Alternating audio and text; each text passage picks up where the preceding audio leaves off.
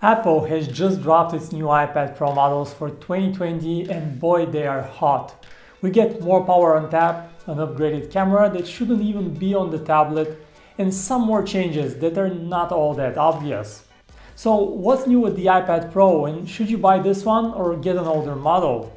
Let's take a deeper look. The new iPad Pros come with a new Apple A12Z Bionic processor. Apple advertises it as more powerful than most Windows laptops, so while we don't have exact benchmark numbers yet, if you consider an average laptop having an Intel i5 core chip, this one should be more powerful. Impressive for an ARM chip. Apple has also given the graphics processor a big boost with an 8-core GPU. Thanks to an improved thermal design, you'll get longer sustained speeds for intensive tasks like 4K video editing, 3D design, and AR. What should really pique your interest with the new iPads is the internal memory though. The entry-level $800 iPad Pro comes with 128 GB of storage, which is great. Not only that, but upgrading to the next 256 GB model will only cost you an extra $100. So if you have your mind set on an iPad Pro, we will certainly suggest you budget in that extra $100 because it will give you a lot of headroom to work with in the coming years. The new iPad Pros also come with 6 GB of RAM, whereas the previous models came with 4 gigs. That is not all that much compared to others, but given how iPadOS handles multitasking, it should be plenty for your needs. Now, moving on to the screens, there is nothing new here, but let us quickly go through the bullet points for those of you that haven't been following. The iPad Pros have LCD screens, which Apple calls Liquid Retina. Fancy name aside, they support the 120Hz refresh rates for super smooth scrolling animations, as well as effortless Apple Pencil drawing. Their resolution delivers a pixel density of 265 ppi, which is not quite as dense as most smartphones, but still looks plenty sharp. Again, there is also Face ID on board, and again it will work no matter which orientation you're holding the iPad in. Now, if only the iPhones would adopt the same technology, that would be pretty nice. Okay, turning to the back, you have the cameras, but what are they all about? The new iPad Pro models adopt the same kitchen stove-like camera module that we first saw on the iPhone 11 series, but they work a bit differently. You have a 12 megapixel wide camera and then a 10 megapixel ultra wide one. That third lens you see on the pictures is a time-of-flight camera, or to be more precise, a LiDAR scanner. LiDAR is the same technology used for self-driving cars, and it is a very advanced depth recognition, depth perception sensor.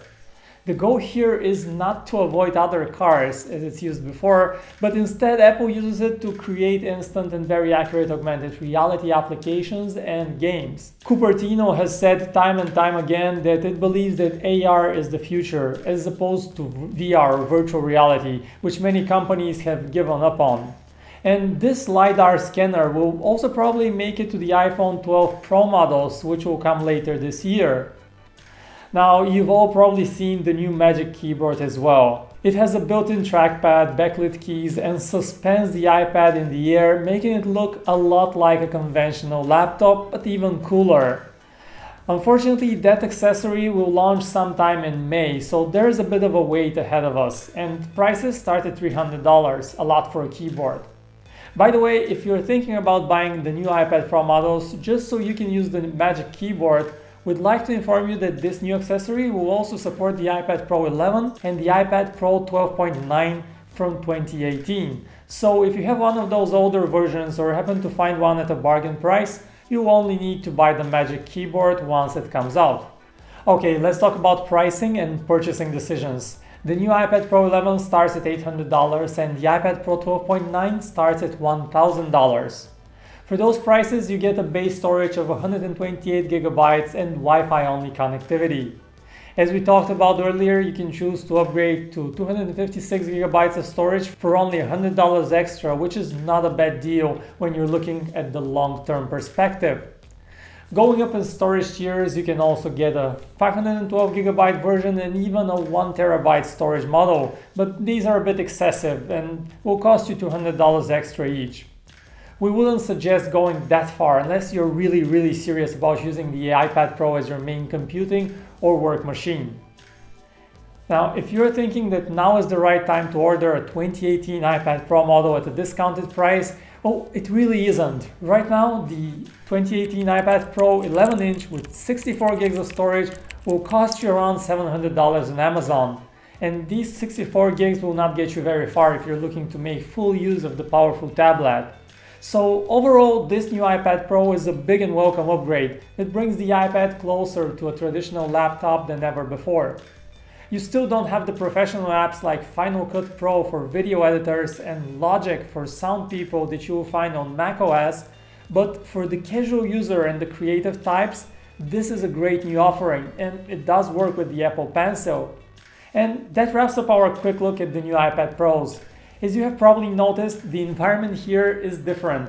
I'm tuning in from my home, and that's because of the quarantine that seems to have hit most people in the world. It seems that the best remedy for now is to stay home, and while we will not be bringing you news about the coronavirus itself, we'll try our best to inform and entertain you with the latest news from the tech world. Thank you for staying with us. Don't hesitate to hit that like button and subscribe to our channel, and most importantly, stay safe, stay healthy, and together we can cope with this.